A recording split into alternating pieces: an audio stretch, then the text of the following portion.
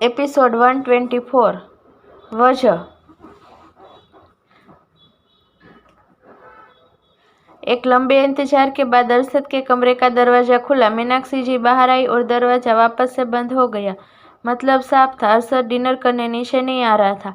एक फीकी मुस्कान के साथ प्रत्युष सोफे से उठा और डाइनिंग टेबल की ओर बढ़ते हुए कहा, मैंने कहा था अरशद भाई हमारे साथ डिनर करने नीचे नहीं आएंगे। मुझे तो बहुत भूख लगी है, मैं चला डिनर करने। आप सब भी डिनर कर लीजिए, क्योंकि आज तो आप सबकी मुलाकात अरशद भाई से होने से रही। थोड़ा झिझकते हुए पायल और निया भी प्रत्युष के साथ डिनर करने चली गई। मीनाक्षी जी नीचे आई। सबकी सवालिया नजरें खुद पर महसूस करते हुए उन्होंने थोड़ा थमते हुए कहा, अरशद उसने पहले से डिनर मंगवा लिया था, मैं नीचे नहीं आ पाई, उसने मुझे आने नहीं दिया। आप सब डिनर कर लीजिए, उसने कहा वो सबसे कल मिलेगा। अपनी बात पूरी करके मीनाक्षी जी ने एक नज़र सबको देखा, फिर अपने कमरे में लौट गई। सिंघानिया परिवार उन्हें खामोशी से जाता देखता रहा। इस वक्त अरशद और मीनाक्षी को लेकर उनके मन में अनगिनत सवाल उठ रहे थे। एक तरफ तो अरशद की अचानक वापसी ने सबको चौंका दिया था, वहीं दूसरी तरफ लारा की वापसी ने उन्हें डरा दिया था। ऊपर से मीनाक्षी ऐसे बिहेव कर रही थी जैसे कुछ हुआ ही ना हो, जबकि दोपहर में ही लारा उन्हें धमकी देकर गई थी। सुबह तक तो पूरा परिवार अरशद की वापसी से खुश था, लेकिन दोपहर में लारा की अचानक एंट्री ने उन खुशियों पर ग्रहण लगा दिया था। लारा की वापसी के बारे में सोचते हुए महेंद्र जी कुछ घबराए से बोले, वो फिर वापस आ गई है, उसने मीनाक्षी को धमकी दी है, मुझे डर है कहीं मीनाक्षी फिर से कोई गलती ना कर दे। अथर्व मैं चाहता हूँ तुम अपनी मोम पर नजर रखो, मैं एक और बार अरशद को हमें छोड़कर जाता नहीं देख सकता। अथर्व जिसका पूरा ध्यान अपने फोन पर आए 117 के मैसेज पर था, उसने ज्यादा रिएक्ट ना करते हुए महेंद्र जी की बातों का जवाब देते हुए कहा, दादाजी आप ज्यादा सोच रहे हैं, अरशद इस बार कुछ भी गलत होने नहीं देगा। आप सब डिनर कर लीजिए, मुझे एक अर्जेंट कॉल अटेंड करना है, मैं अभी आता हूँ। इतना कहकर अथर्व पैलेस से बाहर गार्डन में आ गया। 117 को कॉल करते हुए उसने गुस्से में कहा, तुम्हें समझ क्यों नहीं आ रहा, मैं तुम्हारे बॉस से नहीं मिलना चाहता। देखो डील के अकॉर्डिंग मैं एक आखिरी बार तुम्हारा काम करूंगा, उसके बाद मेरा और तुम्हारा रास्ता हमेशा के लिए अलग हो जाएगा, समझी तुम।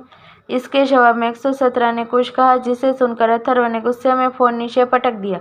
तभी उसके पीछे से प्रत्युष की आवाज आई, अथर्व भाई। प्रत्युष की आवाज सुनते ही अथर्व ने खुद को रिलैक्स करते हुए अपना फोन जमीन से उठाया और मुस्कुराने की कोशिश करते हुए बोला, तू इतनी रात गए बाहर क्यों आया, चल अंदर चल। कहकर अथर्व प्रत्युष से नजरें चुराते हुए पैलेस के अंदर जाने लगा कि प्रत्युष उसे रोकते हुए बोला, भाई क्या हुआ, आप कुछ ठीक नहीं लग रहे। इनफैक्ट मैं इन दिनों से नोटिस कर रहा हूँ आप कुछ परेशान और खुद में खोए खोए से रहते हैं, कोई बात है तो आप मुझे बता सकते हैं। नहीं कोई बात नहीं, और तू भी ज्यादा मत सोच, सब ठीक है। प्रत्युष से नजरें चुराते हुए अथर्व ने कहा, लेकिन आपने चेहरे की परेशानी को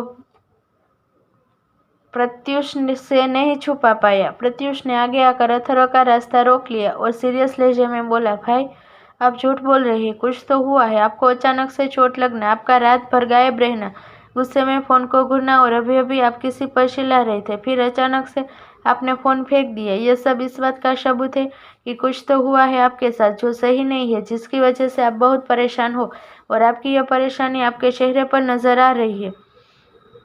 यह सुनते ही अथर्व ने अपने एक्सप्रेशन ठीक करने की कोशिश की, लेकिन वो ऐसा करने में कामयाब नहीं हुआ। 117 की बातों से वो उभर ही नहीं पा रहा था।